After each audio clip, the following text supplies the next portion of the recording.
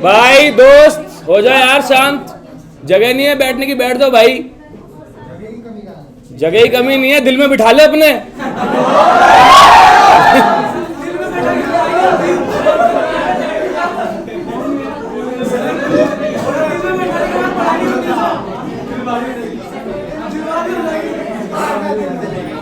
Okay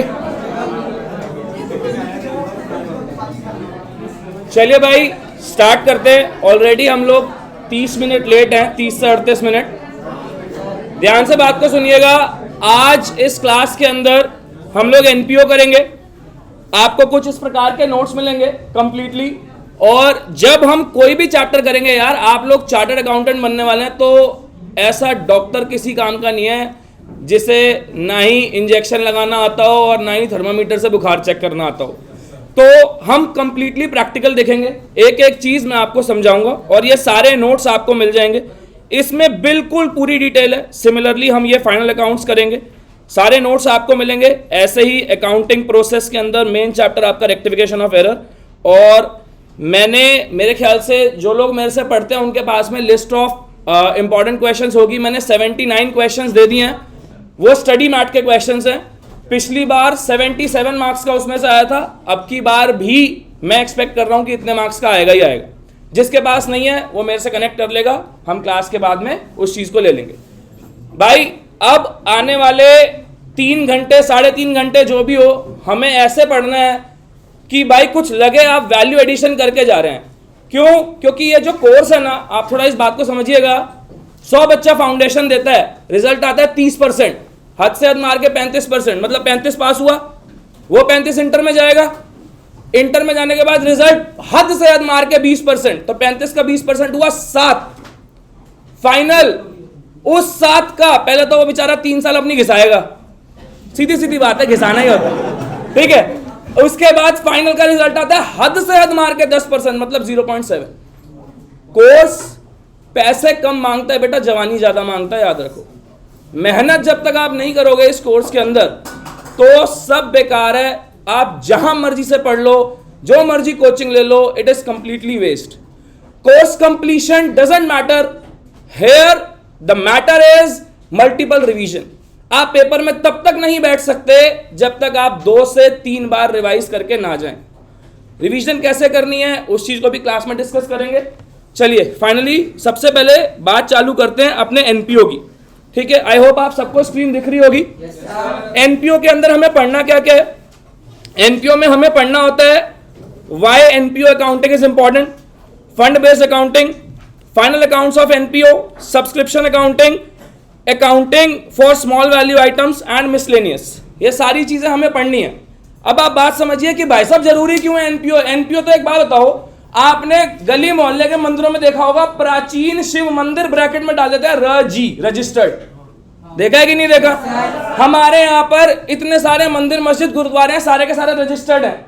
अगर मैं मंदिरों की बात करूं तो श्राइन बोर्ड आते हैं, श्री माता वैष्णो देवी श्राइन बोर्ड है, शिरडी साईं बाबा श्राइन बोर्ड है, हज बोर्ड है, तिरुपति बालाजी है, और सिखों के लिए श्री गुरुद्वारा प्रबंधन कमेटी है।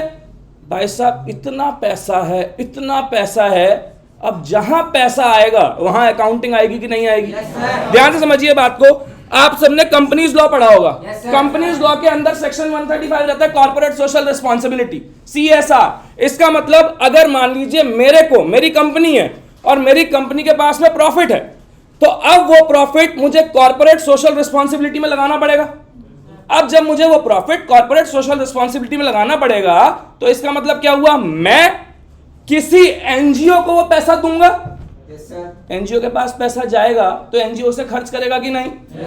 और जब एनजीओ पैसा खर्च करेगा और पैसा आ रहा है तो अकाउंटिंग का रोल आ गया कि नहीं आ गया? आ गया ना। तो इसीलिए ये अकाउंटिंग फॉर एनजीओ या एनपीओ इंपॉर्टेंट बन जाती है, ठीक है। अगर हम इसका थोड़ा सा प्रैक्टिकल देखें तो भाई देखो, बिना प्रैक्टिकल के अकाउंटिंग समझ नहीं आ सकती। तुम जितना मर्जी पढ़ लो, फाइनल अकाउंट्स ये होता है वो सब बेकार है। इधर देखिएगा ध्यान से, ठीक। मैं आपको बहुत सारे प्रैक्टिकल दिखाऊंगा। यहाँ पर वाईफाई नहीं है तो मैं कोशिश करता हूँ, मोबाइल नेटवर्क भी ज़्यादातर आते नहीं यहाँ पर, कोई बात नहीं, कोशिश करते हैं कि कुछ कनेक्ट हो जाए और आपको दिखा पाऊँ। देखिए सारे लोग, अगर आपका गूगल चल रहा है तो एक एनजीओ सर्च कर सकते हैं, सम आरंभ फाउंडेशन, मेरे हाथों बनाया हुआ एनजीओ है। आप ध्यान से देखिएगा, आपको ये दिख रही है, आप पढ़ते हैं ना एनजीओ में रिसीट एंड पेमेंट अकाउंट, पढ़ते हो कि नहीं, है प्रैक्टिकल की नहीं। और कब का, 31 मार्च 2022, दिख रहा है कि नहीं दिख रहा? 31 मार्च 2023 अभी क्लोज नहीं हुआ, फाइनल अकाउंट्स पढ़ाऊंगा तो बताऊंगा आज ही। ध्यान से देखिए, सब कुछ वही दिख रहा है। मेंबरशिप फीस पढ़ा है कि नहीं पढ़ा? डोनेशन पढ़ा है कि नहीं पढ़ा? एजुकेशन सर्विसेज, वुमेन एम्पावरमेंट दिख रहा है कि नहीं दिख रहा? भाई ये होता है, आपने आज तक केवल किताबों में देखा है रिसीट एंड पेमेंट होता है, ठीक है। उसके बेसिस पे आप जज कैसे कर सकते हो कि असली में काम होता है, कैसे होता है, वो तो पता चले। ये सीख जाओगे ना, 15 मिनट के अंदर एनपीओ सिखा दूंगा आपको। ध्यान से देखिएगा, इधर देखिए, और ये देखिए इनकम एंड एक्सपेंडिचर दिख रहा है। क्या कहते थे हम? रिसीट एंड पेमेंट की revenue receipt, income and expenditure की इनकम बनती है। बोलते हैं कि नहीं बोलते? चलिए देखते हैं ध्यान से। रिसीट एंड पेमेंट की donation and material revenue receipt है कि नहीं? तो देखो जरा ध्यान से, इनकम एंड एक्सपेंडिचर में इनकम भी आ रही है कि नहीं आ रही है? यहां पर दिख रहा है कि नहीं दिख रहा? रिसीट एंड पेमेंट क्या कभी आपको कोई सरप्लस या डेफिसिट देता है क्या? नहीं देता। इनकम एंड एक्सपेंडिचर देता है कि नहीं देता? ध्यान से देखिए, यहां पर आपको सरप्लस दिख रहा है कि नहीं दिख रहा? तो समझ में आया कि हम जो पढ़ रहे हैं वो रियलिटी में होता है। और दिखाता हूं थोड़ी सी बात, चलो अभी इसकी बात करी है, अगर प्रैक्टिकल की थोड़ी सी बात करिए तो और कर लेते हैं। हम सबने एडजस्टमेंट पढ़ी है, फाइनल अकाउंट्स के अंदर एडजस्टमेंट होती है, पढ़ी है ना? हम तुमने पढ़ी नहीं है, रटी है मेरे बेटा। तुमने पता क्या करा है? एक ट्रायल बैलेंस होता है, ट्रायल बैलेंस के नीचे एडजस्टमेंट दी होती है, सारी एडजस्टमेंट के कितने इफेक्ट होते हैं? ये नहीं होता। ध्यान से सुनो, एडजस्टमेंट क्या होती है, ध्यान से देखिएगा। ओके देखो भाई, ये हाँ इधर देखेंगे सारे लोग, बैलेंस शीट दिख रही है आपको? प्रॉफिट एंड लॉस दिख रहा है? 31 मार्च 2022 दिख रहा है ना? ध्यान से देखिएगा, ईमेल की डेट दिख रही है आपको? 15 सितंबर 2031 मार्च वाली फाइनेंशियल स्टेटमेंट मैंने कब अप्रूव करी है? और देख लो यहां पर लिखा हुआ है कि नहीं, please go through the financial and confirm the balances of debtor, creditors and loans and advances. लिखा है कि नहीं लिखा? पागल बनाया जाता है कि 31 मार्च को बैलेंस शीट बनती है। 31 मार्च को कोई बैलेंस शीट नहीं बनती, 31 मार्च के बाद बनती है, 31 मार्च तक की ट्रांजैक्शंस की, समझ लो। अब उसके बीच में जो आता है एडजस्टमेंट क्या होती है, कैसे होती है, आज मैं आपको पढ़ाऊंगा। तो थोड़ा बहुत ब्रीफ आपको मिल गया होगा। चलिए चैप्टर को चालू करते हैं, ध्यान से बात को सुनिएगा, ये सारे नोट्स आपके पास पहुंच जाएंगे। सुने भाई ध्यान से, इनकम, ये अब बात करते हैं हम एनपीओ। एनपीओ बोले तो non profit organisation. Non profit organisation के दो कंपोनेंट, कोई भी काम धंधा या कोई भी एनजीओ केवल दो पिलर्स पर चलता है, इनकम और एक्सपेंसेस। बिना इनकम के आप एक्सपेंसेस काउंट ही नहीं कर पाओगे, चल ही नहीं पाएगा। और सिमिलरली आपके पास जब तक पैसा नहीं आएगा तो जाएगा कहां से? तो सबसे पहली बात तो वही हमने करी यहां पर कि इनकम फॉर एनजीओ क्या क्या होती है। देखो भाई, एंट्रेंस फीस होती है। एंट्रेंस फीस दुनिया कहती है कि क्या करें सर, इसके अंदर कैपिटलाइज करना है, क्या करना है, आप नेचर समझिए ध्यान से। क्या मैं कहूं, आप किसी अम्यूजमेंट पार्क में जाते हो तो आप एंट्रेंस फीस देते हो कि नहीं देते? क्या एक ही एंट्रेंस फीस से बार बार चले जाओगे? जब आप क्लब में जाते हो तो आपके हाथ पे एक पट्टा सा बांध दिया जाता है ना? हाँ, गए नहीं है। और क्या करते हो?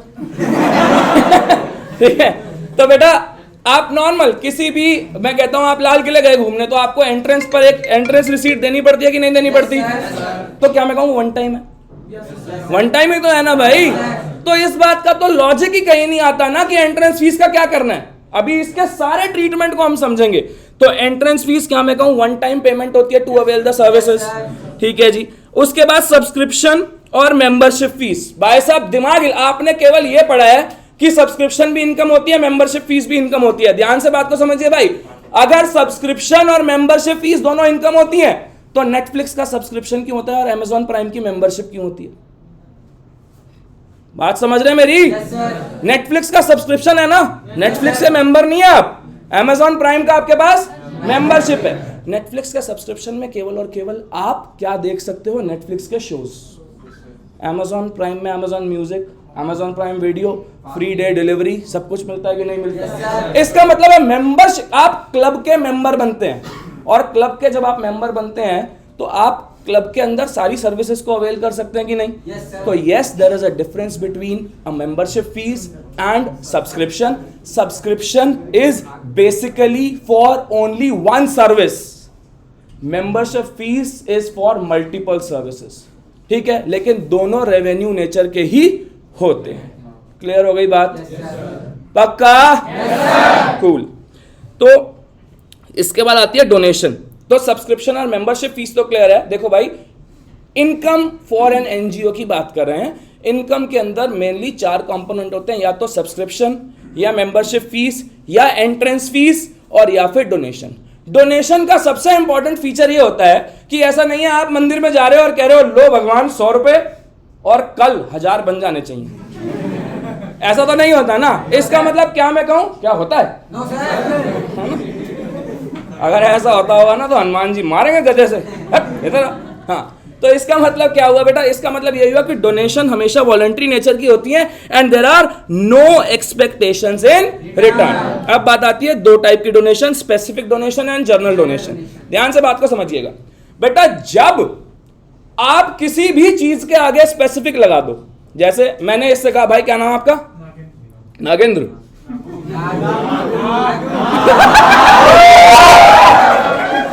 सुनो, तो नागेंद्र को मैंने कहा कि बेटे एक काम करो, ये 50 रुपए लो और सहेली के साथ समोसा ही खा के आना। क्या मैं कहूं, अब मैंने इस डोनेशन के साथ स्पेसिफिक चीज जोड़ दी। अब अगर मैंने इससे कहा था टीना के साथ खा के आना, और ये मीना के साथ चले गया, तो क्या मैं कहूं टीना के साथ बोला था, तो ये लायबिलिटी हो गई कि नहीं कि भाई खाना टीना के साथ ही है? ऐसे ही आप, मैं इसका पूरा एग्जांपल दूंगा यार। मैं ना किताबों से कम और जनरल कॉन्सेप्ट लेके आता हूं अकाउंटिंग में।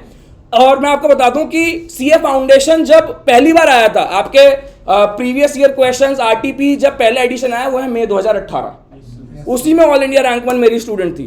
तो आप ध्यान से बात को सुनना कि मेरे बेटा, जब भी मैं किसी चीज के आगे स्पेसिफिक लगा दूं वो मेरी लायबिलिटी बन जाती है। समझाता हूं। आप सब स्कूल गए हैं तभी यहां बैठे हैं। स्कूल के अंदर जब आप फीस देते हैं तो कई बार बिल्डिंग फंड होता है कि नहीं? लाइब्रेरी फंड होता है कि नहीं? और एक ट्यूशन फीस होती है कि नहीं? ट्यूशन फीस का पैसा जाता है टीचर्स को सैलरी के रूप में। बिल्डिंग फंड का पैसा स्कूल के बाप की भी औकात नहीं है कि वो उस पैसे को कहीं और लगा दे। बिल्डिंग फंड मतलब अब वो पैसा कहां जाएगा? बिल्डिंग की मेंटेनेंस में। लाइब्रेरी फंड मतलब वो पैसा कहां जाएगा? लाइब्रेरी। क्लियर हुई बात? आपने क्या करा? डोनेशन के आगे लगा दिया डोनेशन फॉर बिल्डिंग, लाइबिलिटी बन गया। और अगर नॉर्मल होता जनरल डोनेशन तो इनकम बन जाता। क्लियर होती है बात इतनी? पक्का? चलिए जी, अब बात करते हैं बेटा खर्चे की। दुनिया जहान में केवल 2 ही खर्चे हो सकते हैं, रेवेन्यू एक्सपेंडिचर और कैपिटल एक्सपेंडिचर। इसके अलावा और कोई खर्चा हो ही नहीं सकता। ये एसी चल रहा है नहीं चल रहा? इसको भरत भाई, इसको सबसे जो बिल्कुल नीचे वाला टेम्परेचर होता है उस पर करवा दो। 16 ही है? तुम्हारा बहुत गर्मी है भाई। ध्यान से सुनो, कम ऑन, इधर देखेंगे ध्यान से भाई। तो खर्चा 2 ही प्रकार का होगा भैया, या तो रेवेन्यू एक्सपेंडिचर होगा या कैपिटल एक्सपेंडिचर होगा। रेवेन्यू एक्सपेंडिचर मतलब day to day expenditure. Capital expenditure का मतलब हो गया, जिसके बारे में मैं आपको डिटेल में बताऊंगा। कैपिटल एक्सपेंडिचर और रेवेन्यू एक्सपेंडिचर को हम अमाउंट में क्लासिफाई नहीं कर सकते। अमाउंट में क्लासिफाई कैसे नहीं कर सकते? छोटा सा एग्जांपल देता हूं। ऐसा नहीं है कि 50 लाख का खर्चा कराए तो वो कैपिटल ही होगा, या 5000 का कराए तो वो रेवेन्यू ही होगा। आप अपने घर में पेंट कराते हैं? Yes sir. घर में पेंट कराने में नॉर्मल 50-60 हजार रुपए लग ही जाता है। सोचो एक कॉलेज अगर पेंट हो रहा हो तो कम से कम 5-10-15 लाख रुपए लगेगा कि नहीं लगेगा? तो ऐसा नहीं है, वो 15 लाख रुपए भी रेवेन्यू एक्सपेंडिचर ही बनेगा, कैपिटल एक्सपेंडिचर नहीं बनेगा। उसके बारे में हम बात करेंगे। तो इतनी बातें हमने करी। अब बात करते हैं, क्या बात हो गई?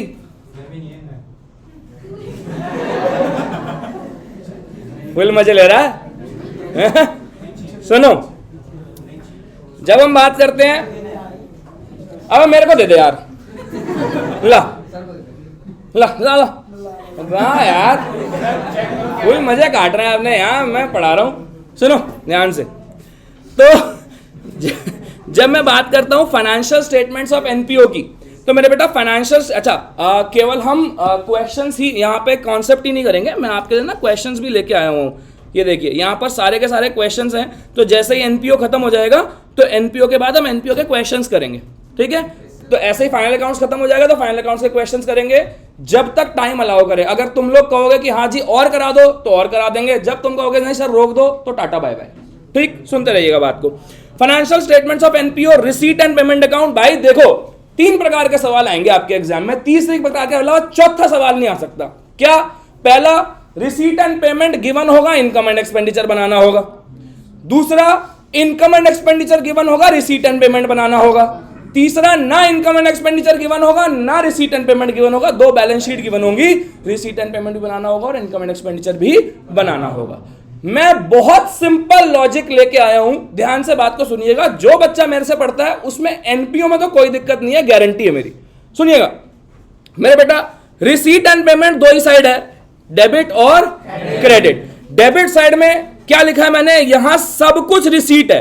ध्यान से देखो क्या लिखा है, जो भी आएगा, जैसे भी आएगा, जब भी आएगा, जिस भी ईयर का आएगा, सब कुछ सब रिसीट में जाएगा। बोलेंगे एक बार मेरे साथ, जो भी आएगा, जैसे भी आएगा, जब भी आएगा, जिस भी ईयर का आएगा, रिसीट एंड पेमेंट में आएगा। मैं कह रहा हूं, मान लो भाई ने मंदिर खोल लिया अपना, एक एनजीओ खोल लिया, ठीक है। अब इसके यहां पर दान पेटी होती है कि नहीं होती है? दान पेटी में पैसा आया तो जो भी आएगा, आएगा कि नहीं आएगा?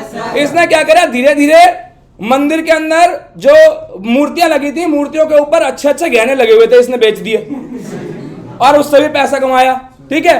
चाहे कैसे भी आए, एसेट बेच के आए, लायबिलिटी लेके आए, करंट ईयर का आए, प्रीवियस ईयर का आए, नेक्स्ट ईयर का आए, कैपिटल नेचर का हो, रेवेन्यू नेचर का हो, अगर पैसा आया है तो वो रिसीट में आएगा। समझ रहे हो? कोई आउटस्टैंडिंग, कोई एडवांस, कोई मतलब नहीं है मेरे को। अगर मेरे पास पैसा आया है तो वो रिसीट में आना ही आना है। ये सोच के एग्जाम में जाइएगा, और इसके पीछे मैं आपको पूरा लॉजिक और इसको क्रैक करने का तरीका बता दूंगा। आगे सुनिएगा। ऐसे ही पेमेंट क्रेडिट साइड जाएगा ही जाएगा, सेम वे। क्या चीज? जो भी जाएगा, जैसे भी जाएगा, जब भी जाएगा, जिस भी ईयर का जाएगा, सारा का सारा पेमेंट में आएगा। मतलब अब देखो, मैं कहता हूं आप पैसा कहां खर्च करोगे? अच्छा भाई, कहां करोगे पैसा खर्च? तुम्हारे पास पैसा आ गया, अरे पैसा आ गया फिर भी कह रहा कहां करोगे खर्च? क्या? कार खरीद, सुनते रहो, उसकी क्या क्या तमन्ना है सुन लो। कार खरीदने में और आईफोन और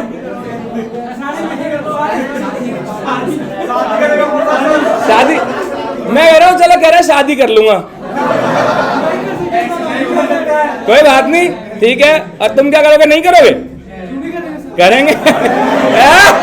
देख रहे हो? हाँ, तो वही बात हो गई भाई। भाई ने कहा गाड़ी खरीदेंगे, क्या मैं कहूँ गाड़ी खरीदना है, एसेट खरीदना है? भाई पैसा तो जा रहे हैं ना, पैसे जा रहे हैं तो यहाँ आएगा। शादी पे भी खर्चा होगा, चाहे कैपिटल एक्सपेंडिचर हो, रेवेन्यू एक्सपेंडिचर हो, वो यहाँ आएगा। इसने मेरे से पैसे लिए थे, मुझे पता चल गया कि इसके पास पैसे आ गए हैं, मैंने इसी गिलेबान पकड़ ली। मैंने कहा लाभे पुराने पैसे, तो ये अपनी उधारी भी चुकाएगा। तो कुछ भी कराओ, कुछ भी, अगर आपके पास से पैसा जा रहा है तो वो पेमेंट में जाएगा ही जाएगा। तो यहां से एक बात कंफर्म होती है कि receipt and payment cash basis पर बनता है, और दूसरी बात, रिसीट एंड पेमेंट में कोई भी आउटस्टैंडिंग और किसी भी एडवांस की किसी प्रकार की एंट्री नहीं होती। क्लियर है इतनी बात? चलिए जी, तो वही बात मैंने यहाँ कह रखी है कि जो भी हो, चाहे आप एसेट बेचो, लोन लो, डोनेशन सब्सक्रिप्शन मिले, कुछ भी हो आपके पास आएगा। इसका मतलब receipt and payment account capital nature और रेवेन्यू नेचर में फर्क नहीं करता, डिफरेंशिएट नहीं करता। ये ट्रू फॉल्स में आया हुआ है सवाल 2 नंबर का। एक मेरे को बात समझ नहीं आती, बच्चा कहता है अकाउंटिंग की थ्योरी तो कराई नहीं। भाई याद रखिएगा, अकाउंटिंग की थ्योरी नहीं होती कुछ भी। आप अपने पिछले 10 अटेम्प्ट के पेपर उठा के देखिएगा, चाहे वो ट्रू फॉल्स हो, चाहे वो 4 नंबर का शॉर्ट नोट हो, चाहे वो 5 नंबर का शॉर्ट नोट हो, सब कुछ कॉन्सेप्चुअल होता है, सब कुछ कॉन्सेप्चुअल है। अगर आपको अकाउंटिंग के लॉजिक आते हैं तो आप पेपर कर पाओगे। अगर आप रट के जाओगे, आप ये सोच के जा रहे हो कि मेरे को फॉर्मेट में रट लूँ और क्या क्या आइटम है, बहुत सारे बच्चे करते हैं ऐसे, तो नहीं कर पाओगे पेपर, गारंटी है, बिल्कुल गारंटी है 100%। आइए अब बात करते हैं भाई, ये हमने पूरी बात कर ली रिसीट एंड पेमेंट की। अब बात करते हैं इनकम एंड एक्सपेंडिचर की। सीधी सीधी बात है दोस्त, इनकम एंड एक्सपेंडिचर में केवल करंट ईयर की आइटम आएंगी और केवल रेवेन्यू आइटम आएंगी। 2 बात याद रखना, मैंने बोला केवल और केवल करंट ईयर की आइटम आएंगी। इसका मतलब हुआ कि चाहे करंट ईयर में मिला हो या ना मिला हो, मतलब आउटस्टैंडिंग भी वहां पर एडजस्ट होगा, एडवांसेस भी वहां पर एडजस्ट होंगे। दूसरी चीज, केवल और केवल रेवेन्यू आइटम आएगी। इसका मतलब डे टू डे एक्सपेंसेस आएंगे, कैपिटल नेचर की आइटम वहां नहीं आएगी। इसका मतलब मैं आपसे पूछता हूं, मैंने लोन रीपे करा, रिसीट एंड पेमेंट में जाएगा?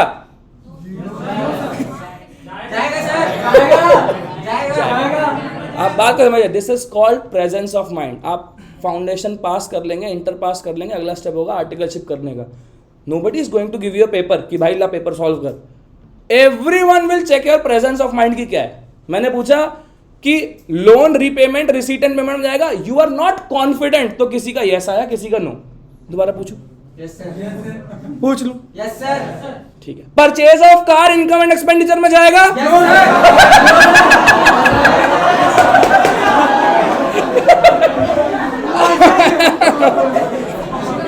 Purchase of car receipt and payment में जाएगा। मैंने आपके पास जानबूझ के इनकम एंड एक्सपेंडिचर पूछा था बेटे। चलिए कोई बात नहीं भाई, मार मत उसे। चलो ठीक है, तो भाई ये बात क्लियर हो गई कि केवल और केवल रेवेन्यू आइटम जाएंगी और केवल करंट ईयर की आइटम जाएंगी, चाहे वो आउटस्टैंडिंग हो, एडवांस हो, कुछ भी हो। अब बात करते हैं भाई सब्सक्रिप्शन की। Subscription is one of the main source of income for an NPO. अब भाई यहां पर पंगा क्या है, स्टेटमेंट पे चले जाते हैं लोग। जहां आप स्टेटमेंट पे गए, काम खत्म। एक बात बताओ, हम ना नॉर्मल बात करते हैं, लॉजिकल बात करते हैं। सब्सक्रिप्शन मेरी इनकम है या एक्सपेंस है? क्या है? इनकम। पक्का? अगर मेरी इनकम आउटस्टैंडिंग है तो मेरा एसेट है या लायबिलिटी है? एसेट है। एसेट का बैलेंस डेबिट होता है या क्रेडिट होता है? डेबिट होता है। मैंने बनाया एक सब्सक्रिप्शन अकाउंट, तो मुझे ये पता है कि मेरा आउटस्टैंडिंग का ओपनिंग बैलेंस डेबिट साइड में ही आएगा। अगर मुझे कोई सब्सक्रिप्शन एडवांस में मिल गया तो मेरा एसेट है या लायबिलिटी है? क्या है? लायबिलिटी का बैलेंस कैसा होता है? तो ये पता चल गया मेरे को कि ये एडवांस का ओपनिंग बैलेंस है। अगर आउटस्टैंडिंग का ओपनिंग बैलेंस यहाँ है तो आउटस्टैंडिंग का क्लोजिंग बैलेंस यहाँ होगा। Yes sir. एडवांस का ओपनिंग यहाँ है तो एडवांस का क्लोजिंग बैलेंस यहाँ होगा। अब ध्यान से सुनिएगा, आपको दुनिया जहान का कोई भी सब्सक्रिप्शन मिल जाए, मान लीजिए 20,000 इस साल का मिला, 500 रुपए पिछले साल का मिला, 500 रुपए अगले साल का मिला, 21,000 मिला ना? बैंक में तो 21 आएगा कि नहीं आएगा? तो अगर आपको सब्सक्रिप्शन रिसीव्ड हो रहा है तो क्या मैं कहूं एंट्री बनेगी bank account debit to subscription? तो क्या मैं कह सकता हूं सब्सक्रिप्शन में यहां बाय बैंक आएगा? और जब मैं इनकम एंड एक्सपेंडिचर अकाउंट बनाता हूं तो सब्सक्रिप्शन मेरा यहां पर जाता है क्रेडिट साइड में कि नहीं? तो अगर मैं इसकी एंट्री देखूं तो subscription account debit to income and expenditure बनेगा कि नहीं? To income and expenditure. भाई इन दोनों में से ही कोई ना कोई फिगर आपको मिसिंग होगी, ठीक है, जो आपको बनानी होगी। इतनी बात क्लियर है? ठीक है, 1 मिनट रुकिएगा। हेलो, हाँ जी भाजी बताओ। मेरी बात तो हो गई थी, उन्होंने कहा था 4 बजे तक 4-5 बजे तक आ जाएगा, आज के लिए बोल दिया था। हाँ हाँ कोई दिक्कत नहीं, नहीं मैं आपको 1 घंटे में कर भी रहा हूँ फोन। चलो जी, क्लियर हो गई इतनी बात? चलिए, तो ये सब कुछ आपके इस नोट्स में लिखा हुआ है। मैंने 127 पेज में पूरी अकाउंटिंग कवर करी है। देखिए जो मैंने आपको पढ़ाया सिंपल लैंग्वेज में यहाँ लिखा हुआ है। सब्सक्रिप्शन रिसीव्ड मतलब पैसा आ रहा है, तो मेरा एक सीधा साधा रूल है AELIC, asset, expenses, liabilities, income and capital. और मैं ये भी कहता हूं कि चाहे तुम CA फाइनल में पहुंच जाओ, अकाउंटिंग इसके बियॉन्ड नहीं जाएगी। और ये 5 ही क्यों होते हैं, 4 क्यों नहीं होते, 6 क्यों नहीं होते, ये भी मैंने बता रखा है ऑलरेडी। ठीक है, तो अगर पैसा आ रहा है, बैंक बैलेंस बढ़ रहा है, एसेट बढ़ रहा है तो डेबिट होगा। ठीक है, तो bank account debit to subscription, और ये इनकम हो रहा है तो इनकम एंड एक्सपेंडिचर में क्रेडिट होगा। ये वही फॉर्मेट है जो मैंने यहां बना रखा है। अब बात करते हैं फंड बेस्ड अकाउंटिंग की। सारी चीजें एक साथ कर लेंगे, फिर सवाल करेंगे, क्योंकि बिना सवाल करे कॉन्फिडेंस नहीं आएगा। ठीक है, सुनिएगा बात को ध्यान से। आपने मूवी देखी है मुझसे शादी करोगी? देखिए, जिन लोगों ने देखी है तो वहां पर सलमान खान ना मटके बनाता है, बहन की शादी के लिए, माँ की ऑपरेशन के लिए, बनाता है कि नहीं बनाता? क्या मैं कहूं और समझाता हूं भाई। जब तुम छोटे थे तो तुम्हारे घर वाले या तुम्हारे रिश्तेदार तुम्हें पैसे भी देके जाते होंगे। ठीक है, कहते होंगे चलो बेटे की पढ़ाई के लिए रख लो, कोई बात नहीं, तुमसे तो तुम्हें तो मिलते नहीं होंगे वो, क्यों? तुम्हारे पास जैसे ही आए तुम्हारे से छीन ले जाते हैं। अच्छा, और सुनो, मान लो, हाँ क्या नाम भाई आपका? आर्यन। आर्यन जब पैदा हुआ होगा तो माँ बाप ने सोचा होगा बढ़िया चीज हुई है पैदा।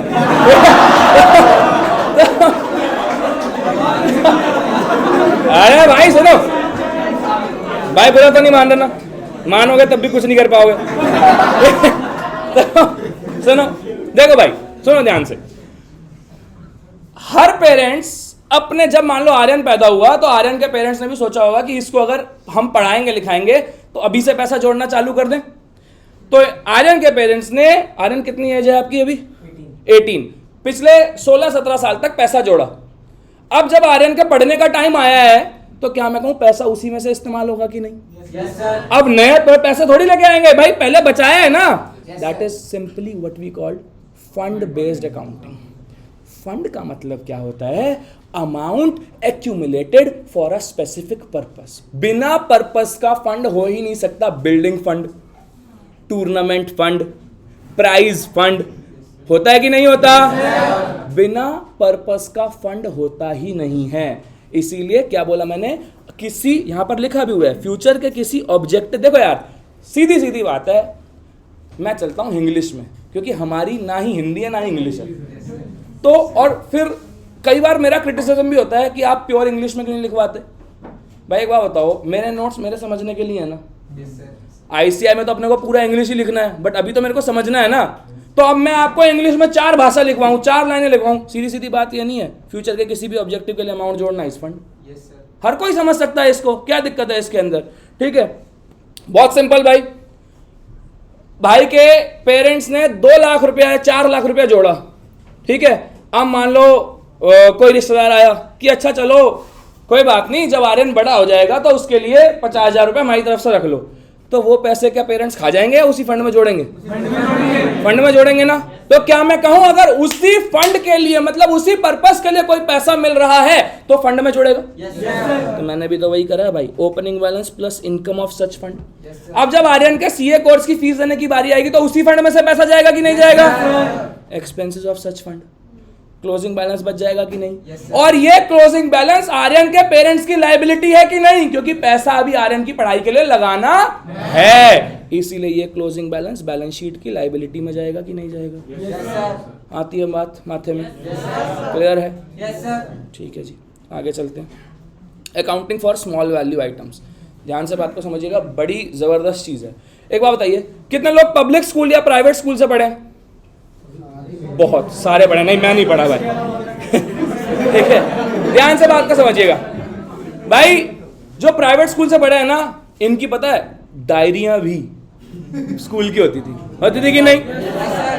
चलो उसको बेटा हो, आप अनअकैडमी सेंटर पर हो अभी। ठीक है, अनअकैडमी सेंटर डायरीज पेन्स अपने लेता है, तो क्या आपको लगता है कि अनअकैडमी सेंटर एक एक करके डायरी छपवाता होगा? अरे एक बच्चा आ गया, जरा एडमिशन होना है इसका, एक डायरी छापो, ऐसा होता है क्या? नहीं होता ना ऐसा। तो क्या मैं कहूं हमारे ऑफिसेज में भी स्टेशनरी बल्क में खरीदी जाती है कि नहीं खरीदी जाती? हमारे स्कूल कॉलेजेस में देखो, आपने पता है आज तक पढ़ा है स्पोर्ट्स इक्विपमेंट होते हैं, ठीक है, किताब में दिया हुआ है। भाई समझो बात को, किसी भी स्पोर्ट्स क्लब में जाओगे आप, तो वहां पर आपको बैडमिंटन क्लब में जा रहे हो तो बैडमिंटन की जो शटल्स होती हैं एक एक करके तो मंगाई नहीं जाती, एक साथ मंगाई जाएंगी कि नहीं मंगाई जाएंगी? और फिर वो इस्तेमाल होती हैं, ठीक है। तो अब वही बात है, स्मॉल वैल्यू आइटम्स मतलब जिनकी क्वांटिटी बहुत ज्यादा हो और पर यूनिट प्राइस कम हो। स्मॉल वैल्यू आइटम्स मतलब जिनकी क्वांटिटी बहुत ज्यादा हो बट पर यूनिट प्राइस बहुत कम हो। फॉर एग्जांपल स्टेशनरी हो गई, फॉर एग्जांपल स्पोर्ट्स इक्विपमेंट हो गए, ठीक है, इस टाइप का सामान। अब बड़ी सिंपल सी बात है यार, मान लो मेरे पास शुरुआत में 10,000 का सामान था, 10,000 की स्टेशनरी मेरे पास थी, मैंने 50,000 रुपए की स्टेशनरी और खरीदी तो 60 हो गई। एंड में मैंने कैलकुलेट करी तो मेरे पास 40,000 की स्टेशनरी बची हुई थी। तो उस पर्टिकुलर पीरियड में कितनी स्टेशनरी इस्तेमाल हुई? 20,000 की हुई कि नहीं हुई? एक्चुअल मेरा एक्सपेंडिचर वही होना चाहिए कि नहीं? ध्यान से दोबारा सुनना बात को भाई। मैंने बोला मेरे पास 10,000 रुपए की स्टेशनरी थी, मैंने 50,000 रुपए की स्टेशनरी और खरीदी और 40,000 रुपए की स्टेशनरी बची हुई है। तो आपने कहा सर 10 की थी, 50 की खरीदी, 60 की हो गई, 40 की अभी भी है, तो 20 कंज्यूम हुए। एग्रीड? क्या मैं कहूँ इनकम एंड एक्सपेंडिचर में तो करंट ईयर का खर्चा जाता है, तो करंट ईयर में तो 20,000 ही कंज्यूम हुए हैं कि नहीं हुए? रिसीट एंड पेमेंट में पेमेंट जाती है कि नहीं? पेमेंट तो 50 की हुई होगी कि नहीं हुई होगी? तो आपको एग्जाम में प्रेजेंस ऑफ माइंड लगाना है। तो मैं सच बता रहा हूं, आप एक चीज देखना, आपके स्कूल में भी आपने शायद देखा हो, कोई लड़के होते थे जो भाई तुम खेलने जा रहे हो तब भी वो पढ़ रहे हैं, ठीक है, तुम बंक मार रहे हो तब भी पढ़ रहे हैं, कॉलेज में भी होते हैं ऐसे, ठीक है, लेकिन नंबर उनके कमाते तुम्हारे ज्यादा। ऐसा होता है ना? प्रेजेंस ऑफ माइंड, आप जितना मर्जी पढ़ लो, मैटर वो करता है जो आप उस 3 घंटे में पेपर में करके आओगे। अगर वहां आपका दिमाग चला आप पास, वहां दिमाग नहीं चला फेल। और बेटा आजकल माहौल ऐसा है ना कि व्यक्ति ये देखता ही नहीं है कि बच्चा कितनी मेहनत कर रहा है। तुम 10 घंटे पढ़ रहे हो, ठीक है, मान लो तुम क्लियर नहीं हुए, वो कहेगा बेकार है इतना टाइम। ये सच्चाई है भाई, देखो ये सच्चाई बात है, ठीक है। तो हमको सीए बनना भी है और ये एक ऐसा कोर्स है भाई जो ना आदमी को रुला देता है अंदर से। क्यों? मैं बड़ा एवरेज स्टूडेंट हूं पढ़ने में, कोई बहुत ज़्यादा नहीं, बट ठीक है, मेहनत करके हम चार्टर्ड अकाउंटेंट बन गए, लेकिन हमें पता है कि कोर्स रुला देता है। मैं सिंगल अटेम्प्ट में हुआ, फाइनल में मेरे को 2 अटेम्प्ट लगे, ठीक है, बट मेरे को जर्नी के अंदर पता चल गया। मेरा एक दोस्त है जय कुमार शर्मा, भाई साहब 12 अटेम्प्ट लगे उसे इंटरमीडिएट क्लियर करने में, 12। तो अब मैं ये कहूँगा कि पेशेंस उस व्यक्ति का कितना होगा कि 12 अटेम्प्ट तक रुका रहा कि चल यार हो जाएगा, लेकिन जिंदगी तो खराब हो गई ना। मेरी भी शादी हो रखी है, उसकी भी हो रखी है, ठीक है, बट वो अभी तक सीए नहीं बना, मैं सीए बन गया। ऑडिट्स, मतलब मेरे पास तो बहुत कम काम है। ऑडिट्स, आपने चीनी खाई होगी शायद, धामपुर शुगर की एक चीनी आती है, जो शराब पीता है उन्हें पता होगा 8 PM का एक ब्रांड आता है, ठीक है, हाँ यस सर, इसलिए तो the simple thing is you have to apply your presence of mind at the time of exam, otherwise सब बेकार है। जितना तुम घर पे पढ़ रहे हो, जितना तुम यहाँ पढ़ रहे हो, कंप्लीटली जीरो हो जाएगा। तो इसलिए फोकस करिएगा तब उस टाइम पर, ठीक है जी। Treatment of few specific items कौन कौन सी है जी? लाइफ टाइम मेंबरशिप फीस, अब यार उसका नाम ही लाइफ टाइम है, तो मतलब नॉन रेकरिंग हो गया कि नहीं? नॉन रेकरिंग हो गया, इसीलिए लाइबिलिटी जाएगी। एंट्रेंस फीस, मैंने आपको क्या बताया कि एंट्रेंस फीस रेकरिंग होगी या वन टाइम होगी? क्या होगी? और अगर वन टाइम होगी तो उसका नेचर कैपिटलाइज करना ही होता है कि नहीं होता? जब तक क्वेश्चन, ये ना बड़ा बेसिक कंफ्यूजन है बहुत बार, एंट्रेंस फीस के बारे में जब कुछ नहीं दिया होता तो देखो, बैलेंस शीट मैच करना is not a big deal. क्यों? एक बात को समझिएगा, मान लो मेरे को 1,000 रुपए की एंट्रेंस फीस दी है, एंट्रेंस फीस मैंने इनकम एंड एक्सपेंडिचर में इनकम डाल दी 1,000 रुपए, तो क्या मैं कहूं मेरा जो सरप्लस होगा वो 1000 रुपए से बढ़ के आएगा? आएगा कि नहीं आएगा? यही सरप्लस मेरा बैलेंस शीट में कैपिटल फंड के यहाँ लायबिलिटीज में जाएगा। तो मेरी बैलेंस शीट तो मैच करेगी ना यार। बैलेंस शीट मैच क्यों नहीं करेगी? बैलेंस शीट तो मैच करेगी। क्यों? क्योंकि एंट्रेंस फीस वैसे लायबिलिटी में जाती, और अब आपने क्या करा, उसको 2 स्टेप में तोड़ दिया। आप उसे इनकम एंड एक्सपेंडिचर में इनकम ले गए, उस इनकम की वजह से क्या हुआ, आपका सरप्लस बढ़ गया, और वही सरप्लस आपने लायबिलिटी में डाल दिया। तो बैलेंस शीट मैच करना कोई टेंशन ही नहीं है। तुम सीए लोग हो, यकीन मानो तुम्हारी फाइनल अकाउंट्स में बैलेंस शीट मैच नहीं होती ना, ठीक है, अब तुम देखना तुम्हारी बैलेंस शीट मैच करेंगी, 100% करेंगी। एनपीओ की भी बैलेंस शीट मैच करेगी। बैलेंस शीट मैच करना कुछ है ही नहीं। पॉइंट ये है, एक बात बताओ, सत्यम फ्रॉड हुआ, क्या वहां पे अकाउंटेंट ने या चार्टर्ड अकाउंटेंट ने बैलेंस शीट मैच नहीं करी होंगी? बिना बैलेंस शीट मैच करे तो फाइलिंग ही नहीं होगी। तो फ्रॉड तो हुआ ना वहां पर भी। तो बैलेंस शीट मैच करना is not a big deal. Balance sheet तो मैच कर लोगे आप, लेकिन आपको सही प्रोसेस पता होनी चाहिए। समझाता हूं, साइंस वाला कोई बैठा मान लो यहां पर, ठीक है। साइंस वाला सबसे पहले ये पूछता है कि बाबूजी एक बात बताओ, मैं गाड़ी खरीद रहा हूं वो भी तो मेरा खर्चा है, और मैं गाड़ी में पेट्रोल डलवा रहा हूं वो भी तो मेरा खर्चा है। उसके लिए तो दोनों चीजें खर्चे हैं। और बात भी सही है, ट्रायल बैलेंस मैच करेगा। गाड़ी खरीदना एसेट, एसेट भी डेबिट होता है, पेट्रोल डलवाना एक्सपेंसेस, वो भी डेबिट होता है कि नहीं होता? बट ट्रीटमेंट तो कंप्लीटली अलग हो गया ना। तो you should follow the process, कि प्रोसेस सही होनी चाहिए। चलिए आखिरी आती है डोनेशन। तो एंट्रेंस फीस में प्रायोरिटी मैंने बता दिया। देखो प्रायोरिटी वो है जो क्वेश्चन में गिवन हो। अगर क्वेश्चन में दिया हुआ है 1/4 of the entrance fee shall be capitalise, और तब भी तुम ये कह रहे हो अरे 1 टाइम होती है, छोड़ो ना, हम तो कैपिटलाइज पूरी की पूरी करेंगे, तो तुम समझ गए ना? ये नहीं करना। प्रायोरिटी किसकी है? जो आपको क्वेश्चन में गिवन हो। क्वेश्चन में तुम्हें गिवन है कि 1/4 कैपिटलाइज होगी, तब भी पूरी कैपिटलाइज कर रहे हैं, तो तुम समझ जाओ क्या हो। तो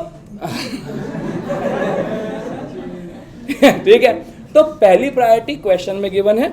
अगर क्वेश्चन स्पेसिफाई नहीं करता तो कैपिटलाइज करना, ठीक है। चलिए जी, इसके बाद बैलेंस शीट, ध्यान से सुनना। हमें बैलेंस शीट बनाना क्यों है? कैपिटल फंड, कैपिटल फंड अगर आपको गिवन है तो कोई दिक्कत नहीं है, नो प्रॉब्लम। अगर बैलेंस शीट आपको कैपिटल फंड गिवन नहीं है तभी आपको ओपनिंग बैलेंस शीट बनानी है, नहीं तो मत बनाना। बच्चा क्या करता है, एनपीओ का सवाल है 10 नंबर का, हम एग्जाम में इमोशनल हो जाते हैं। आप एनपीओ बहुत अच्छे से कर गए, शायद आपके साथ भी ऐसा होता हो, एनपीओ बहुत अच्छे से कर गए, 10 नंबर का सवाल है, एक बारी में बैलेंस शीट मैच नहीं हुई, टाइम लगा चुके हो 20 मिनट, कहेगा यार करके जाऊंगा, ये तो अच्छे से आता था। होता है ऐसा है, करके जाऊंगा। भाई बेवकूफ़ी है। क्यों? तुम इमोशनल बन रहे हो। सीए में इमोशंस की जगह नहीं है। तुम बहुत बढ़िया पढ़ के आए हो, तुम्हारे पेरेंट्स ही तुम्हारे साथ रहेंगे केवल। सबसे खतरनाक जात होती है रिश्तेदार, उन्हें बहुत चुन ले, ठीक है। बात को समझो भाई। क्या? You can not be emotional in exam. भाई 180 मिनट आपको मिलते हैं 100 नंबर करने के लिए, ठीक है। मतलब एक नंबर आपका 1.8 मिनट का होता है। 10 नंबर के सवाल के लिए ऑन एन एवरेज 18 मिनट लगने चाहिए आपको। बट अब ये नहीं है कि सारे सवाल आप 18 मिनट में कर रहे हो, कि सर ने कहा था 10 मिनट के लिए 10 नंबर के लिए 18 मिनट लगेंगे, हम तो ट्रू फॉल्स भी 18 मिनट में करेंगे। नहीं, आपको एग्जाम में प्रेजेंस ऑफ माइंड दिखानी है। जहां टाइम बचा सकते हो वहां बचाना है, और जहां टाइम लगा सकते हो वहां लगाना है। आपका एनपीओ का सवाल मैच नहीं करा, दोबारा चेक कर रहे हो, 10 मिनट और खराब कर दिया, फिर भी मैच नहीं करा, क्या कर लोगे? आपको मार्क्स तो स्टेप वाइज मिलेंगे ना। तो एक बार करना, अच्छे से करना, और एक बार कैसे होता है उसकी ट्रिक मैं आपको अभी क्वेश्चन में करते हुए बताऊंगा कि कैसे आपको करना है, ठीक है। तो अब इमोशनल नहीं होना। अगर आपको ओपनिंग बैलेंस शीट मान लीजिए रिक्वायर्ड है, तो मैंने कहा भाई क्वेश्चन भगवान है, क्वेश्चन ही ऊपर वाला है, जो करना है आपको क्वेश्चन के हिसाब से करना है। मान लीजिए अगर क्वेश्चन में आपको कैपिटल फंड गिवन है, ओपनिंग बैलेंस शीट बनाने के लिए फालतू टाइम खराब करोगे आप, कोई फायदा नहीं है, मत बनाना, ठीक। अब इसके अलावा और कोई चीज़ नहीं है, क्लियर है। ये फॉर्मेट ऑफ बैलेंस शीट है, इसको नहीं देखना, काम खत्म। सवाल चालू करें? ठीक है भाई। एक बार एक पानी की बोतल लिया, बस 2-4 ले यार, वो भाई ज़्यादा बोल रहा है ना, उसे पीना है। देख लें रिकॉर्डिंग हो रही है, नहीं हो रही? हो रही है। 39 मिनट्स में हमने ख़त्म करा। ओके चलिए भाई, ये क्वेश्चंस भी आपको मिल जाएंगे। आप YouTube और टेलीग्राम में मेरे ज्वाइन कर सकते हैं, मैं आपको बता दूंगा। ठीक है, ध्यान से सुनिएगा। सवाल आपके सामने अब है, कॉपी पेन निकाल लो भाई। अब थोड़ी सवाल थोड़ी ऐसे कर लोगे। 5 मिनट पानी आ जाएगा, कोई बात नहीं, तुम कॉपी पेन तो निकालो। समझ में आ गया एनपीओ आपको?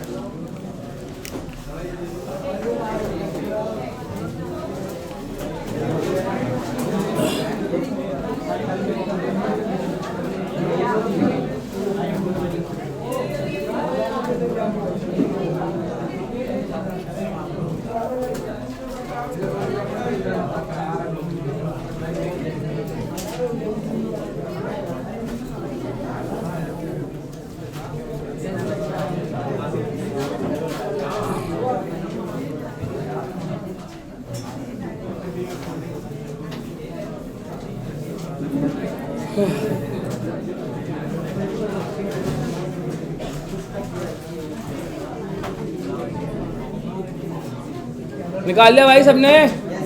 चलिए भाई, आइए सवाल को पढ़ेंगे। और यहाँ पर बस मैं फॉर्मेट नहीं बना पाऊंगा क्योंकि लाइन की प्रॉब्लम रहेगी। ध्यान सुनिएगा। The receipt and payment account of trust well club. आपको दिया क्या हुआ है भाई? क्या दिया हुआ है? Receipt and payment account. क्या बोलता है? आपको रिसीट एंड पेमेंट अकाउंट दिया 31 मार्च 2018 का, आपको वट एवर, ठीक है। वो कहता है भाई, do you agree with the receipt and payment. उस क्वेश्चन ने 10 नंबर के लिए तुम्हारी जान निकाल देगा ये सवाल। क्या कहता है? Do you agree with receipt and payment. पहला पंगा तो यहीं पड़ गया। क्या मैं कहूं इतना तो आसान होगा नहीं कि एग्री हो ही रहा होगा, तो रिसीट एंड पेमेंट भी बनाना है। कहता है इफ नॉट, 100% इफ नॉट ही है। Prepare correct receipt and payment, income and expenditure और बैलेंस शीट। हो गया काम। अब आप बात को समझो, क्वेश्चन को अप्रोच कैसे करते हैं। ठीक है, एक एक चीज ध्यान से सुनना। ये मेरी टेक्निक मैं पिछले 3 साल से बता रहा हूं और इस चीज को फॉलो करेंगे आप। आज के बाद अब जब आप जाएंगे तो क्वेश्चन करके देख लीजिएगा। ध्यान से सुने, मैं हमेशा एक चीज बोलता हूं, लाइन बाय लाइन चलो।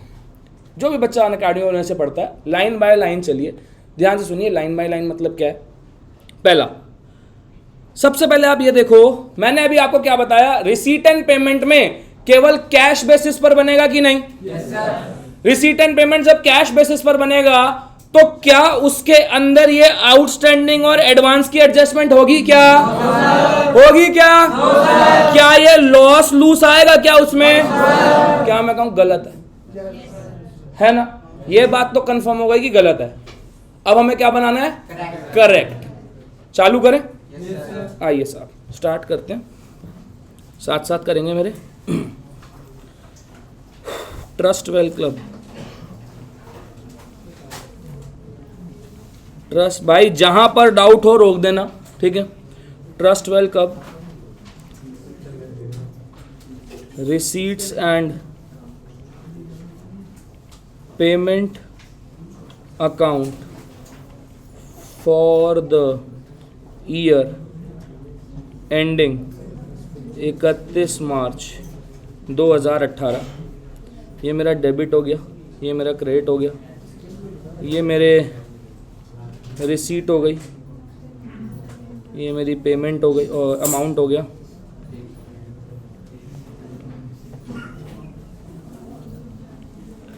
ये मेरी पेमेंट हो गई और ये मेरा अमाउंट हो गया, ठीक है जी। और ये इसके बाद मेरे थोड़े से वर्किंग नोट्स हो गए। चलिए स्टार्ट करते हैं, हमें लाइन बाय लाइन चलना है। क्या मैं कहूँ receipt and payment cash basis पर बनता है, इसका मतलब ये जो टू बैलेंस बीडी है ये ओपनिंग बैलेंस ऑफ कैश होगा। चलिए डालना चालू करें यहाँ पर, टू बैलेंस बीडी 450, ठीक है जी। अब क्या कहता है, एनुअल इनकम फ्रॉम सब्सक्रिप्शन। जहां कहीं सब्सक्रिप्शन देख लो भाई, कुछ मत करो, सीधे अकाउंट बनाएंगे हम। तो क्या करेंगे? सीधे अकाउंट बनाएंगे और हम कुछ नहीं करेंगे। आइए अकाउंट बनाते हैं, सब्सक्रिप्शन अकाउंट। इंस्टीट्यूट खुद ही आपका पागल बनाता है। कई बार वर्किंग नोट में अकाउंट बना देगा, कई बार वर्किंग नोट में एडलेस करके दिखा देगा। सिंपल अप्रोच, अकाउंट बनाना है आपको, ठीक है। आइए सब्सक्रिप्शन अकाउंट बनाएंगे हम लोग। ये हो गया मेरा डेबिट साइड, मेरा क्रेडिट साइड। अब सब्सक्रिप्शन के रिगार्डिंग देखना है, जो भी देखना है ध्यान से सुनिएगा, बहुत ध्यान से। वो कहता है कि बैलेंस ऑन 31 मार्च 2018, इसका मतलब वो क्लोजिंग की बात कर रहा है कि नहीं कर रहा? क्लोजिंग की बात कर रहा है ना। सब्सक्रिप्शन रिसीवेबल, इसका मतलब ये आउटस्टैंडिंग का क्लोजिंग बैलेंस हो गया कि नहीं? तो मैंने ये बनाया outstanding opening balance, outstanding closing balance. मुझे ये पता चल गया कि मेरा आउटस्टैंडिंग क्लोजिंग बैलेंस कितना है, 270। ये हो गया मेरा एडवांस का ओपनिंग बैलेंस और ये हो गया मेरा एडवांस का क्लोजिंग बैलेंस। एडवांस का क्लोजिंग बैलेंस कितना है भाई, 90। ठीक है, क्लियर है? अभी तो मैंने कुछ नहीं करा, मैंने केवल यहां से 2 आइटम उठाई और डाल दी। अब मेरा सारा ध्यान देखो, लाइन बाय लाइन चलने का मतलब क्या होता है मेरे भाई? अगर आपने यहां से कोई पॉइंट उठाया है, what ever point it is, अगर आपने यहां से कोई पॉइंट उठाया है तो अब सबसे पहले इसको खत्म करो। अगर आप ऐसे चलोगे तो आपकी balance sheet, income and expenditure, trading profit and loss, जो भी आइटम होगी सब मैच करेंगे। ठीक है, ध्यान से सुनिएगा। वो क्या कहता है? Annual income from subscription. ठीक है, यहां पर दे दिया उसने एड आउटस्टैंडिंग। ठीक है, अब यहां पर बेटा एनुअल इनकम है 4500। ठीक है, यहाँ PDF लेते टाइम में रह गया। Annual income 4500, add outstanding. ठीक है, इसके अंदर ये जोड़ दिया और इसके बाद लेस प्रीपेड। तो उल्टा कर लो ना, इसको देख लो, करो जरा एक बार। 46 यहाँ पे क्वेश्चन के अंदर प्रिंट कम है, एक बार करके देखो। 4680, इसके अंदर मैंने ये प्रीपेड जो है वो लेस करा है। हाँ 4680 है, 4680। ठीक है, इसके अंदर मैंने ये ऐड करा है 180। कितना आ रहा है? 4590। ठीक है, तो इसका मतलब ये आ रहा होगा 4590। इसके अंदर मैंने क्या करा है? ऐड करा है लास्ट ईयर का सब्सक्रिप्शन रिसीव्ड। लास्ट ईयर का कितना है? 180। तो कितना हो गया 180 का मतलब? ये लास्ट ईयर का हो गया, तो पिछले साल का आउटस्टैंडिंग हो गया। आउटस्टैंडिंग ओपनिंग बैलेंस हो गया कि नहीं? पक्का डालो इसको आउटस्टैंडिंग ओपनिंग में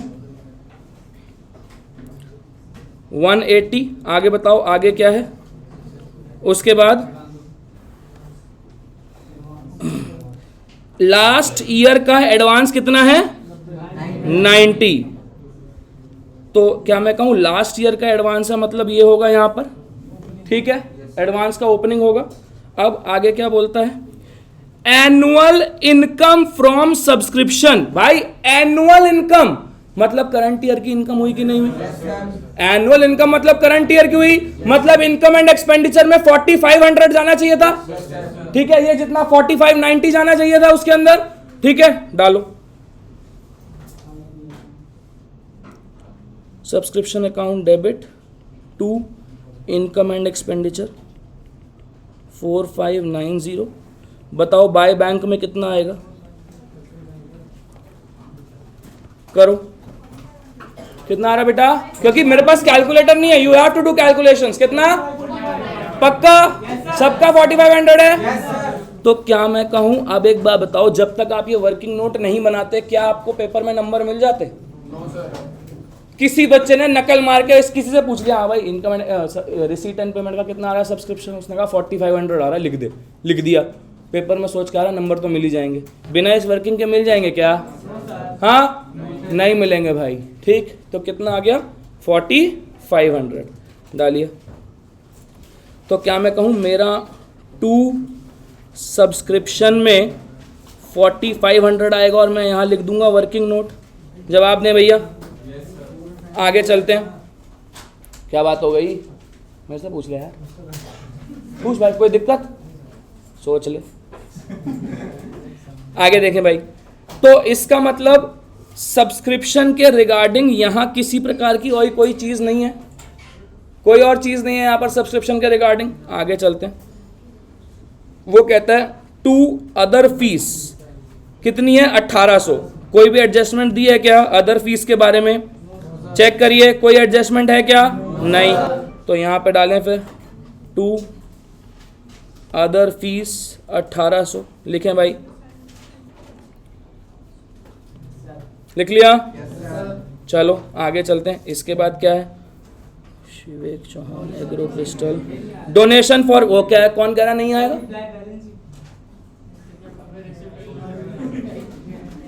देख रहे हो, समझ रहे हो कैसे बच्चे निकल के आते हैं, कह रहा है ये नहीं आएगा, बैलेंस शीट में जाएगा। अबे भाई रिसीट एंड पेमेंट बनाना है, जो भी आएगा, जैसा भी आएगा, जिस भी ईयर का आएगा, सब रिसीट में जाएगा। समझ गए, स्पॉइलर स्पॉटेड। चलो ध्यान से,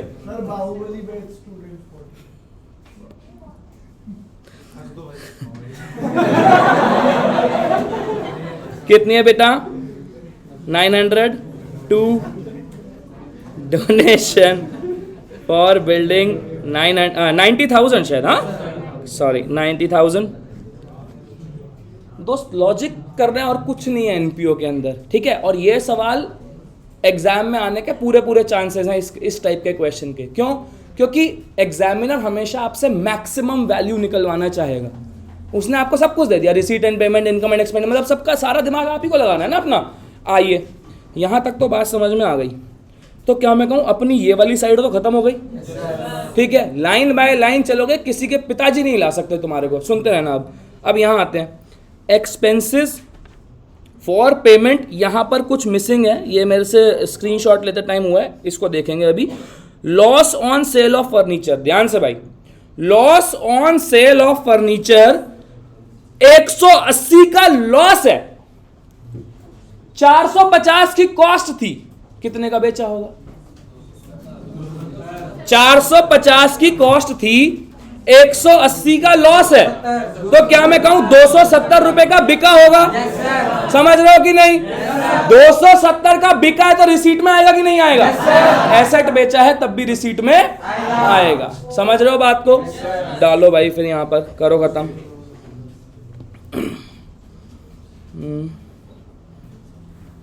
टू सेल ऑफ फर्नीचर कितना आ गया, 270। अच्छा अब एक चीज़ देखो ना, ये हमारा हो गया। अब देखो इसको कैसे, क्योंकि मैं एक ऑथर भी हूँ तो निकाल सकते हैं इसको कैसे। यहाँ कितना आ रहा है टोटल, 96930, और यहाँ इनको दोनों को माइनस कर दो तो अपने आप ही फिगर आ जाएगी कि नहीं आ जाएगी। कितना आ रहा है, 6300। वो कहता है expenses including payment for sports material है 6300। पढ़ लेते हैं भाई क्या दिया हुआ है यहाँ पर, ठीक है। स्पोर्ट्स मटेरियल आपको दे रखा है, ठीक है, स्पोर्ट्स मटेरियल ये है। इसके बाद आपको क्या दे रखा है, स्टॉक हो गया, ठीक है, सब्सक्रिप्शन रिसीव एडवांस हो गया, अपना ये स्पोर्ट्स मटेरियल का हो गया अकाउंट, ठीक है। इसके अलावा इफ़ नॉट प्रिपेयर्ड डन, थोड़ी सी इंफॉर्मेशन इसमें मिसिंग होगी, let me check the question.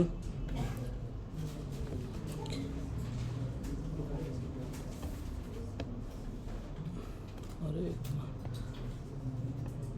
Question देखना पड़ेगा लैपटॉप में, कहाँ पर गड़बड़ है।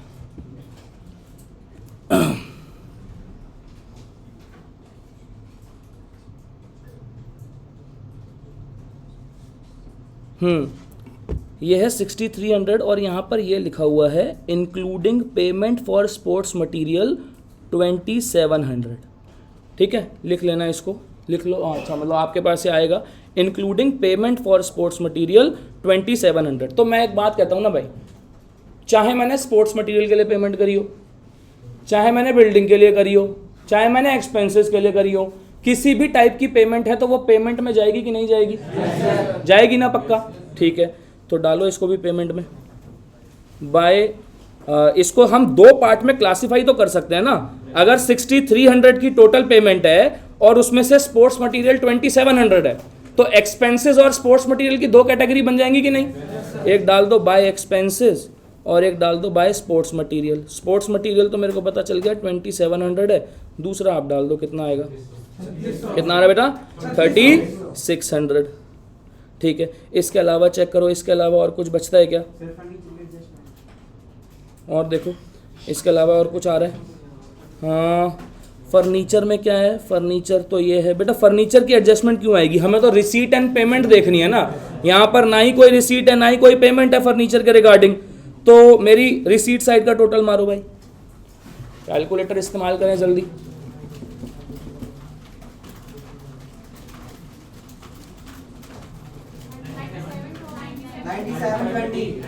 नाइन्टी 97,020। तो क्या मैं कहूँ ये मेरे को जो बैलेंस रखा था 90,450 ये शायद गलत होगा और हमारा बाय बैलेंस CD नया बैलेंस आएगा। कितना आया बेटा? ना ऐसे बोलो 90,720 ये आ रहा है। तो क्या मैं कहूँ this should be my correct receipt and payment. अब इसके बेसिस पर क्या मैं बोलूं ये बेकार हो गया। अब इसके बेसिस पर और इस एडजस्टमेंट के बेसिस पर इनकम एंड एक्सपेंडिचर बनाना होगा। क्लियर है? हाँ भाई, हाँ। इन्वेस्टमेंट पे इंटरेस्ट कहाँ है? Additional investment interest eight 5% 20। अब भाई ये देखो, मैं यहां पर दो ऑप्शन ले सकता हूं। मैं इसे आउटस्टैंडिंग भी तो मान सकता हूं, क्यों ना? बिल्कुल मान सकता हूं, क्यों नहीं मान सकता? एक बात बताओ, अगर मिला होता तो रिसीट एंड पेमेंट में नहीं आ रहा होता। जैसे मेरे को स्पोर्ट्स इक्विपमेंट, नहीं एग्री ये गलत है, बट जैसे यहां देखो इसने गलती कहां करी? इसने गलती करी, इसने यहां गलती करी ना। अगर वो मेरे को गलती का हिंट देता तो मैं डालता। अब कर सकते हो आप, अगर आपको यहां डालना है तो आप यहां पर रिसीट एंड पेमेंट के अंदर इंटरेस्ट ऑन इन्वेस्टमेंट डाल देते तो आपका यहां बैलेंस चेंज हो जाता। तब मैं क्या लिखता अपने वर्किंग नोट के अंदर कि इंटरेस्ट ऑन इन्वेस्टमेंट रिसीव्ड हो गया है। अब मैं क्या लिखूंगा? Interest on investment outstanding. मेरे पास ऑप्शन है। मैंने क्यों नहीं लिया? क्योंकि इसके अंदर मेरे को जितनी एडजस्टमेंट दे रखी थी मैंने केवल उन्हीं के ऊपर काम करा। क्लियर भाई? ठीक, चलो आगे चलते हैं और अब हम बनाते हैं अपना इनकम एंड एक्सपेंडिचर।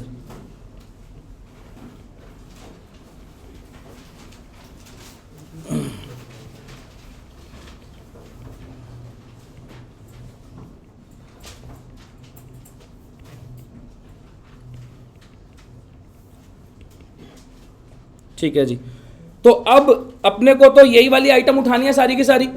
क्या मैं कहूं इनकम एंड एक्सपेंडिचर में तो मेरे दो ही कंपोनेंट होंगे, या तो इनकम होगा या एक्सपेंडिचर होगा, दो ही चीजें आएंगी, कोई एसेट नहीं आएगा, कोई और कुछ नहीं आएगा। लेकिन इनकम एंड एक्सपेंडिचर बनाते टाइम अपने को क्या ध्यान में रखना है कि केवल करंट ईयर की आइटम आएंगी एंड रेवेन्यू आइटम आएंगी। जब भी मैं कह रहा हूं करंट ईयर की आइटम आएंगी मतलब आउटस्टैंडिंग एडवांसेस सबका एडजस्टमेंट होगा।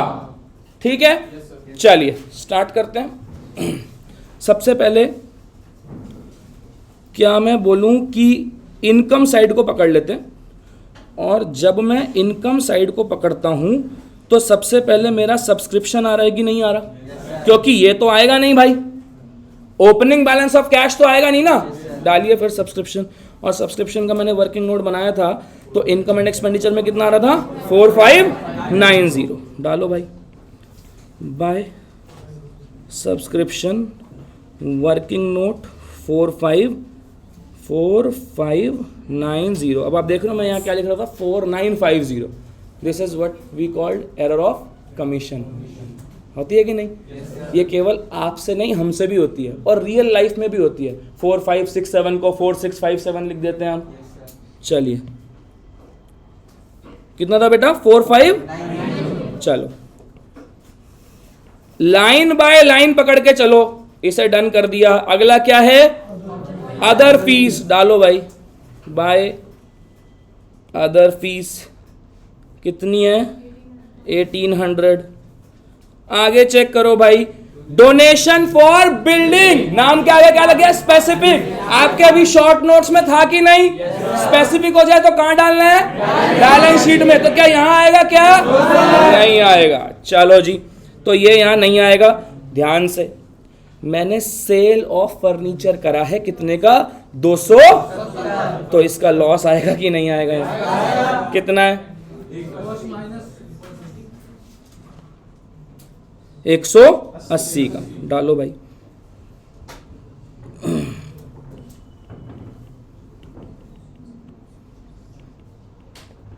चलो जी, मतलब मेरी रिसीट साइड यहां से तो डन हो गई। क्या मैं कहूं, अब पहले एडजस्टमेंट पे चलें।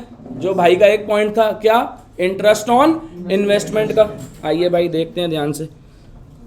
27,000 रुपए का 5% है। और ध्यान से बेटा, रिसीट एंड पेमेंट में ये अब एक पॉइंट आता है, रिसीट एंड पेमेंट के अंदर इन्वेस्टमेंट कराया तो क्यों नहीं आया? क्या मैं कहूं, ऊपर लिखा हुआ है कि बैलेंस है। ऊपर देखो क्या लिखा है। दिमाग बच्चों का बहुत चलता है एग्जाम में। वो कहता है ये इन्वेस्टमेंट भी तो करी होगी 27,000 की। ऊपर देखता ही नहीं है कि बैलेंस लिखा हुआ है। बैलेंस मतलब पहले हो रखी है, पहले हो रखी है। ओपनिंग बैलेंस शीट में जाएगा, रिसीट एंड पेमेंट में नहीं आएगा। तो बताओ 27,000 का 5% कितना होता है? कितना होता है? तो क्या मैं कहूं, यहां पे आएगा 1350।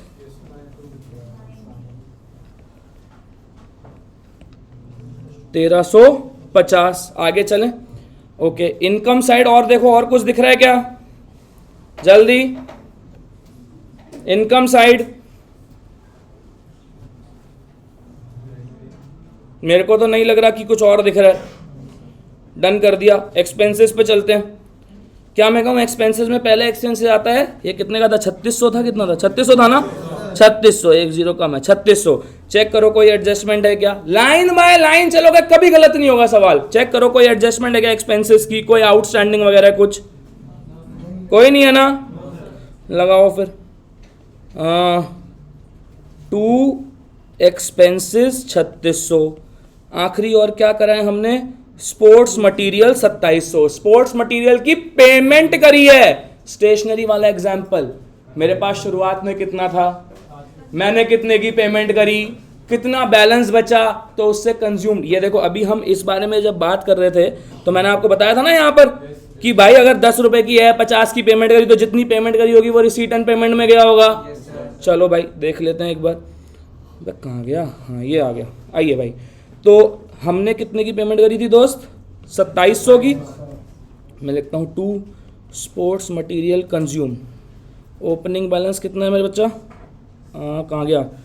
666। हाँ लिखो भाई, 666 ऐड कर दिया मैंने इसमें पेमेंट 2700। और मेरे पास क्लोजिंग स्टॉक कितना है? कितना है बेटा? 1800। करो जरा माइनस, कितना आता है? कितना आया? 7560। दोबारा एक बार चेक करो कोई आइटम छूटी तो नहीं है। क्यों भाई? अभी 30 सेकंड लगाना फायदेमंद है। कहीं तुमने सारा कर दिया और उसके बाद 4 मिनट लगा रहे हो, तो हमेशा करने के बाद दोबारा एक बार रिव्यू करो। कर दिया? कर दिया सर, कर दिया, कर दिया, कर दिया, कर दिया, कर दिया। मेरे को नहीं लगता और कुछ बचा है। टोटल बोलो। मेरे को ऐसा देख के लग रहा है कि डेफिसिट आएगा। रीजन बीइंग 7 और 3 10 तो यही हो रहा है। और यहां बोलो कितना आ रहा है टोटल डेबिट का? 11,340। बताओ डेफिसिट। 4000 कुछ। कोई 4 बोल रहा है, कोई 3 बोल रहा है। क्या है भाई? 3600। सबका है क्लियर? सवाल ने कहा था do you agree with receipt and payment? No. If not prepare correct बना दिया। इनकम एंड एक्सपेंडिचर बना दिया। पूरे क्वेश्चन में कहीं opening balance sheet, opening capital fund given है क्या? क्या बोला था? जब ओपनिंग कैपिटल फंड गिवन ना हो तो क्या बनाना है? ओपनिंग बैलेंस शीट बनानी है। तो बनाए। चलो जी बनाते हैं। आइए भाई यहीं बना लेंगे छोटी सी ओपनिंग बैलेंस शीट। जब ओपनिंग बैलेंस शीट बनाएंगे तो ये हो गई मेरी लाइबिलिटीज़, ये तो बात कंफर्म है कि लाइबिलिटीज के अंदर ही बैलेंसिंग फिगर आएगा, उसी को तो कैपिटल फंड बोलेंगे ना। Liabilities amount, assets amount. आइए भाई बात को चालू करते हैं। तो क्या मैं कहूँ मेरे पास में फर्नीचर है 1800 का, अपने पास में इन्वेस्टमेंट है 27,000 के, अपने पास स्पोर्ट्स मटेरियल है 660 का। इसके अलावा क्या मैं कह सकता हूँ, ध्यान से बात को सुनते हैं ना, वेट, आउटस्टैंडिंग सब्सक्रिप्शन भी तो होगा कि नहीं होगा। अब यहाँ पर भूल जाते हैं, क्यों? क्योंकि हमने तो यहीं तक देखा है। हम क्या चेक करते हैं? केवल क्वेश्चन को चेक करते हैं। आउटस्टैंडिंग सब्सक्रिप्शन ये वाला भी तो होगा कि नहीं होगा ओपनिंग बैलेंस शीट में। डालो आउटस्टैंडिंग सब्सक्रिप्शन कितना, 180 था, 180। क्या मैं कहूँ इसका मतलब ऐसी बात है तो फिर तो एडवांस सब्सक्रिप्शन भी होगा यहाँ पर 90 का, ठीक है। और अगर चेक करें तो क्या मैं कहूँ भाई, और ये बैलेंस भी तो बनेगा, एसेट में जाएगा ना भाई। जो ओपनिंग बैलेंस कैश था ये भी तो मेरे बैलेंस शीट में, ओपनिंग बैलेंस शीट में एसेट जा रहा होगा कि नहीं जा रहा होगा। डालो इसको भी, कैश 450। चेक करो कोई चीज छूटी तो नहीं, चेक करिए कोई चीज छूटी तो नहीं है, देखिए जरा।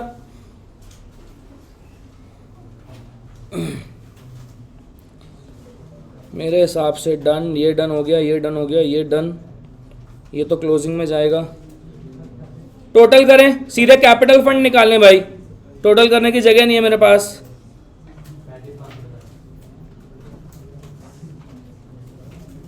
कैपिटल फंड बताएंगे।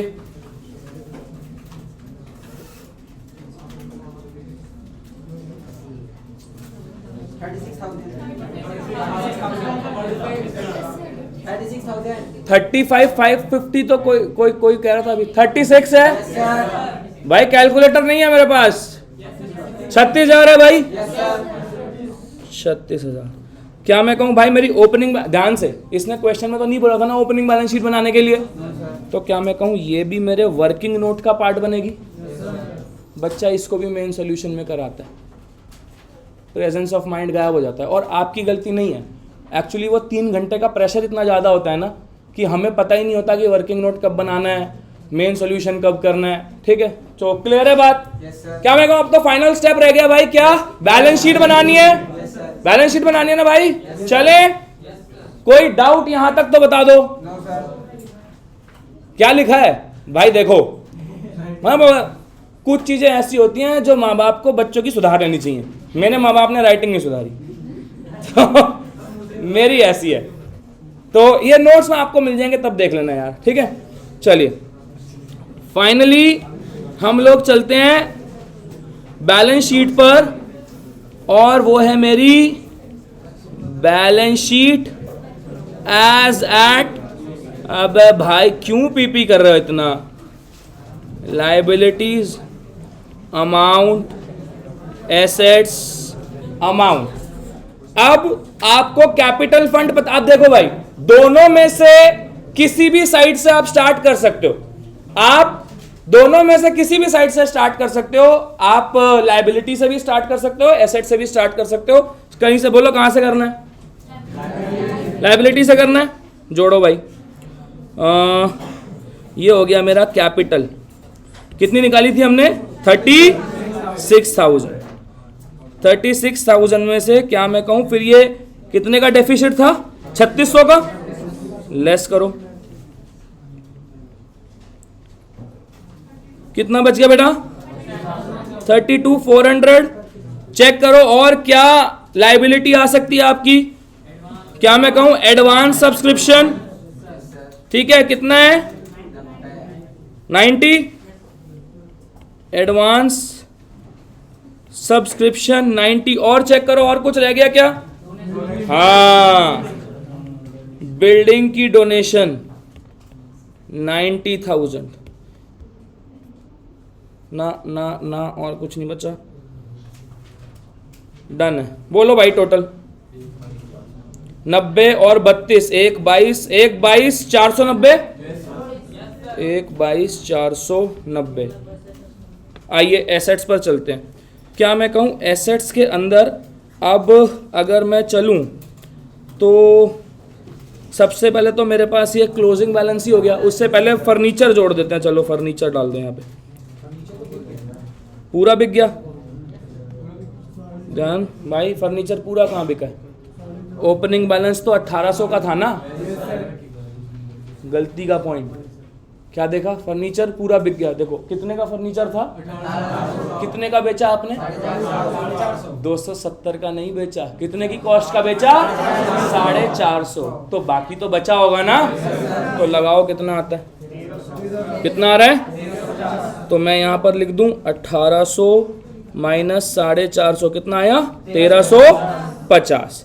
ठीक है, मेरे पास स्पोर्ट्स मटेरियल भी बचा हुआ है ना एंड में 1800 का। ठीक है, क्या मैं कहूँ मेरे पास इन्वेस्टमेंट थे 27,000 के, उस 27,000 में मैंने इंटरेस्ट भी जोड़ा, कितने का? 1350 का था ना, 28,350 का ये हो गया। और इसके अलावा क्या रह गया? क्या मैं कहूँ आउटस्टैंडिंग सब्सक्रिप्शन 270। ठीक है भाई, आउटस्टैंडिंग सब्सक्रिप्शन 270। और इसके अलावा क्या मैं कहूँ ये बैंक बैलेंस रह गया ना मेरा अभी 90,720। 90,720 देखो क्या मैच करती है क्या? देखो टोटल कर गई, कितनी आ रही है? 122,4। भाई ऐसी 99.99% पॉसिबिलिटी होगी कि अगर आप लाइन बाय लाइन चलेंगे तो आपकी बैलेंस शीट मैच करेगी। होगा क्या? मैं बताता हूं आपको। जहां 20 मिनट लगने चाहिए वहां 22 मिनट लगेंगे, लगने दो। क्यों? ट्रू फॉल्स 12 नंबर का आता है, आप 8 मिनट में कर सकते हो। ट्रू फॉल्स के साथ में रीजन ही तो देना है ना उसका, और तो कुछ करना नहीं है।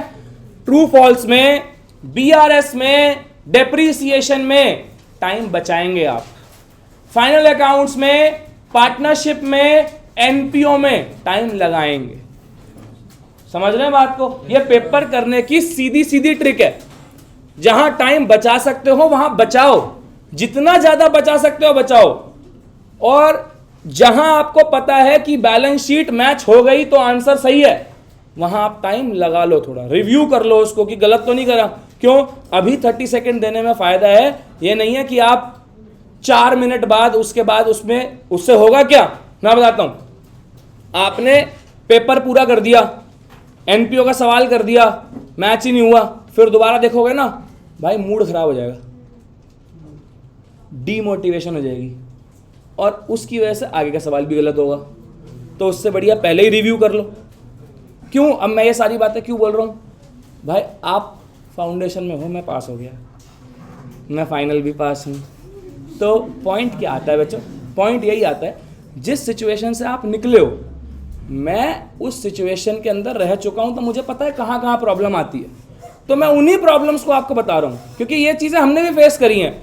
थ्योरी पढ़ने में, थ्योरी पढ़ते थे नींद आ जाती है, प्रैक्टिकल कर तो लो, अब ये समझ नहीं आता कि थ्योरी पढ़ें प्रैक्टिकल करें। एक बहुत बड़ी प्रॉब्लम आप लोगों के साथ, अकाउंट्स पढ़ते हैं समझ नहीं आता, फिर लॉ छूट रही है, लॉ पढ़ते हैं लगता है मैथ्स छूट रही है, मैथ्स पढ़ रहे हैं लग रहा है अकाउंट छूट रही है। ये इसका मतलब तुम नॉर्मल हो। कोई बड़ी चीज नहीं है, that means you are normal. So a quick break of 8 minutes and after that we will start with final accounts. NPO clear है? पक्का? ये नोट्स, ये क्वेश्चन की पीडीएफ किस किस के पास मेरी लिस्ट ऑफ 100 क्वेश्चन नहीं है? हाँ?